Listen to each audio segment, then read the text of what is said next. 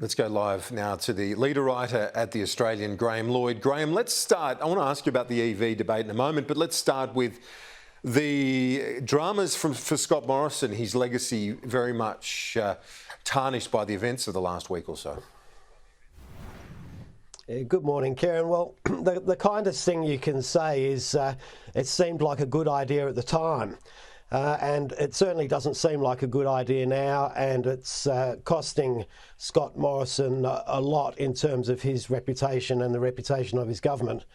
There's a couple of things that are worth bearing in mind, though. I think the legal advice will be received by the Prime Minister tomorrow, and the expectation is that there was nothing illegal that was actually done.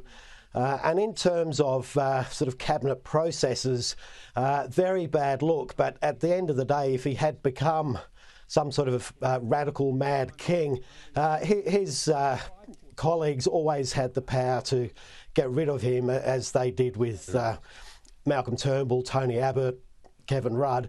The big thing for me in all of this is that great political saying that the mob will always work you out, and the electors always get it right. I think the coalition lost the election because Scott Morrison wasn't able to get the support that he found in 2019, and I think this might go some way to explaining why he was unable to do that. Yep, and on the EV debate, you heard Peter Malinauskas there. He's very supportive, scrapping the tax on it. Some big names at that summit on Friday. What's your read on the future of EVs here?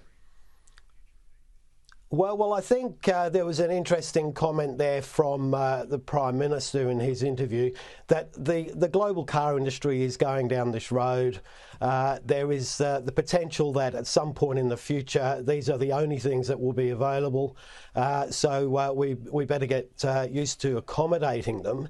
It's a difficult transition because really the policy response is to give these things to public servants and to make them cheaper for rich people.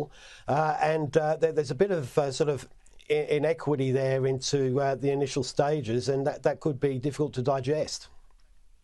Graham Lloyd, thanks as always. We'll see you next week.